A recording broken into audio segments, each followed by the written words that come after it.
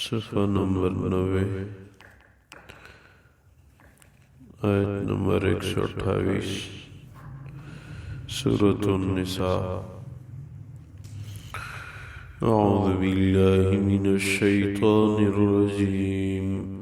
بسم اللہ الرحمن الرحیم وإن امرأة خافت من بعلها نشوزا أو إعراضا فلا جناح عليهما أن يصلحا بينهما صلحا إلى آخره۔ اللہ تبارک و تعالی فرماتے ہیں وإن امرأة خافت من بعلها نشوزا، اگر کوئی عورت اپنے شوہر سے اس حوالے سے خوف کرتی ہے کہ میرا خاوند مجھ سے یک طرف ہو رہا ہے، او اعراضا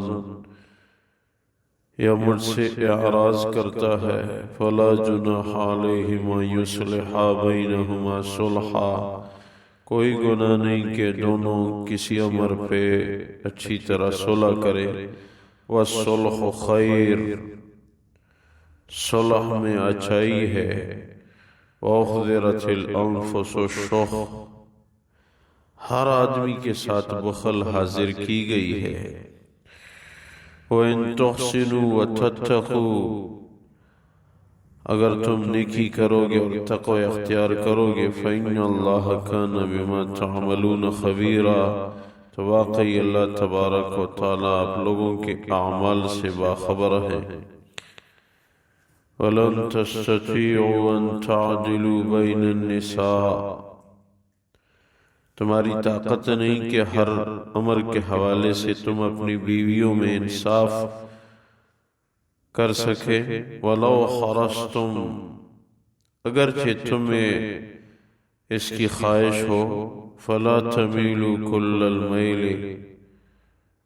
تو تم ایک بیوی کی طرف کامل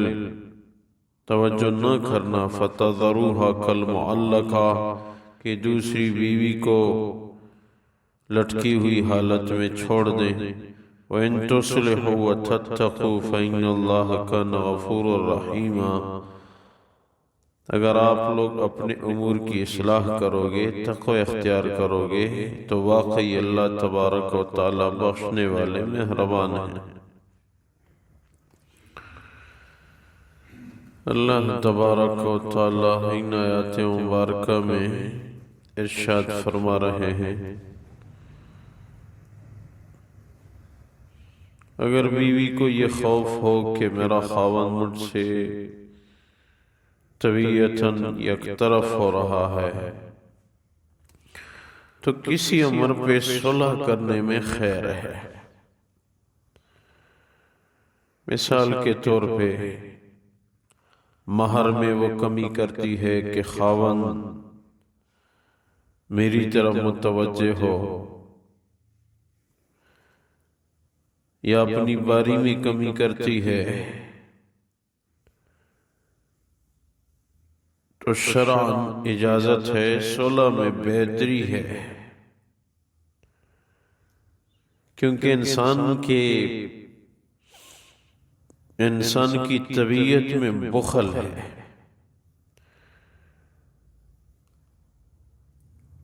اور جب بیوی مہر کم کر دے گی یا کچھ معاف کر دے گی تو اس سے خاوند کے بخل کی طرف تکمیل ہونے لگتا ہے،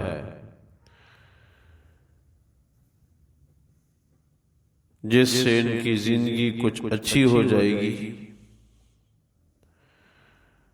اور اگر بیویاں زیادہ ہوں تو انصاف کرنا ہر امر کے حوالے سے، کہ لباس، خوراک اور محبت انداز میں برابری ہو، یہ بہت مشکل کام ہے۔ لیکن یہ خیال رکھنا کہ ایک طرف کامل توجہ اور دوسری بیوی کو لٹکی ہوئی حالت میں چھوڑنا، یعنی نہ ان کو طلاق دے اور نہ ان کو وہی محبت اور حقوق دیں، اس سے ضرور بچتے رہنا۔ اور اگر کوئی اپنے امور کی اصلاح کی فکر کر رہا ہے اور تقوی اختیار کر رہا ہے تو اللہ تبارک و تعالی بخشنے والے مہربان ہے۔ اسلام میں دیکھیں عورتوں کے حقوق کی کتنی پاسداری ہے، عورتوں کا خیال رکھا جا رہا ہے، میراث میں عورتوں کا حصہ ہے، خاوند پہ بیوی کے حقوق نان نفقہ واجب ہے۔ ہاں اسلام پردے کا حکم کرتا ہے، پردہ تو عورت پہ نماز سے بھی پہلے فرض ہے، پردہ پہلے نماز بعد میں، کہ اگر سر ڈھانپی ہوئی نہ ہو تو نماز نہیں ہوتی۔ یہ اسلام کا انداز ہے۔ اور مغربی مزاج تو الگ ہے، وہ تو حیوانیت کا مزاج ہے، اور اسلام انسانیت کا مزاج ہے۔ مغربی کوششیں اسلامی تہذیب کے خلاف ہمیشہ رہی ہیں،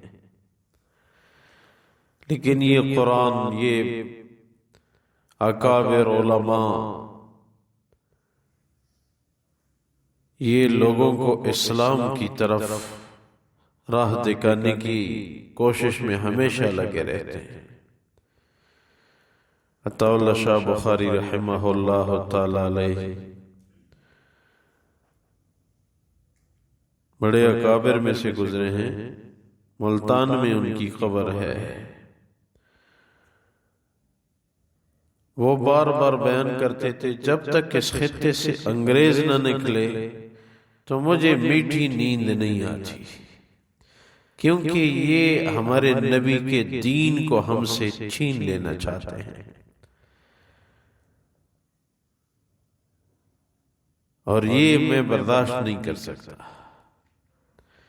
اس لیے شب و روز پوری زندگی اس کی اسی محنت میں گزری، کئی دفعہ جیل جانا پڑا، کئی مہینے جیل میں رہے۔ ہمارے ایک بڑے استاذوں میں سے فرمانے لگے کہ ایک دفعہ میاوالی جیل میں تھے، تو جیل کا جو بڑا تھا وہ ڈیوٹیاں لگواتا تھا، وہ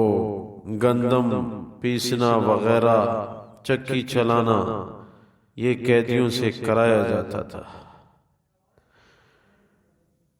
تو شاہ صاحب کی ڈیوٹی لگا دی کہ آپ نے یہ گندم پیسنے کی ذمہ داری آپ کی ہے، آپ نے چکی چلانی ہے۔ تو اس نے کہا ٹھیک ہے۔ عشاء کے بعد معمولات ذکر و اذکار سے فارغ ہو کے وہ چکی کے قریب بیٹھ گئے اور پیاری آواز سے تلاوت شروع کی۔ اکابر علماء فرماتے ہیں کہ اللہ کی طرف توجہ کر کے، اللہ کی نصرت مانگ کے تلاوت شروع کی، توجہ توجہ توجہ، یہاں تک کہ چکی گھومنے لگی خود بخود۔ کسی نے جیل کے بڑے کو کہا کہ جاؤ دیکھو تو صحیح، چکی خود گھوم رہی ہے اور شاہ صاحب تو بیٹھ کے قرآن پڑھ رہا ہے۔ تو وہ آئے، انہوں نے اپنے کسی بڑے افسر کو اطلاع دی، وہ آئے، حضرت تلاوت کر رہے تھے اور سامنے ان کے سامنے چکی گھوم رہی تھی۔ انہوں نے دیکھا تو ہمارے استاذوں میں سے فرمانے لگے کہ انہوں نے جب یہ نظام دیکھا تو انہوں نے شاہ صاحب کو رہا کر دیا، کہ واقعی یہ بندہ ہے کوئی حق دین والا، یہ باطل دین والا بندہ نہیں ہو سکتا، کیونکہ بیٹھ کے قرآن پڑھ رہا ہے اور چکی خود بخود گھوم رہی ہے اور آٹا نکل رہا ہے،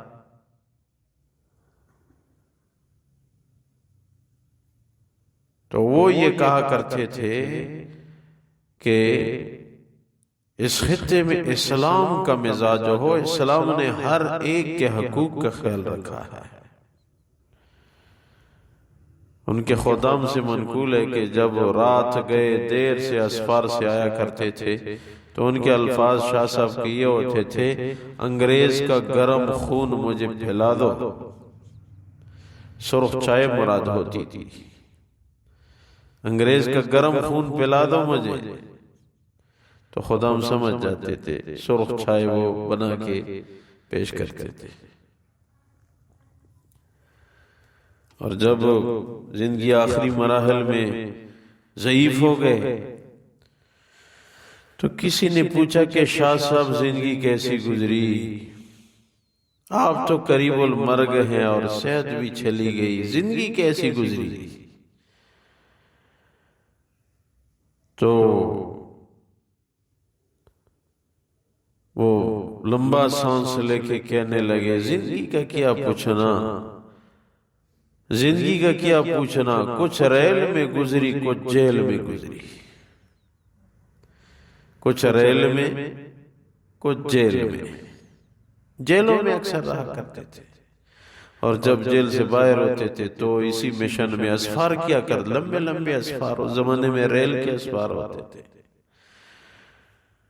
تو میری زندگی کا کیا پوچھنا، کچھ ریل میں گزری، کچھ جیل میں گزری۔ یا کابر علماء نے بڑی کوششیں کی کہ اس خطے سے مغربی مزاج کا انخلا ہو اور مسلمان اپنے دین پہ عمل کریں،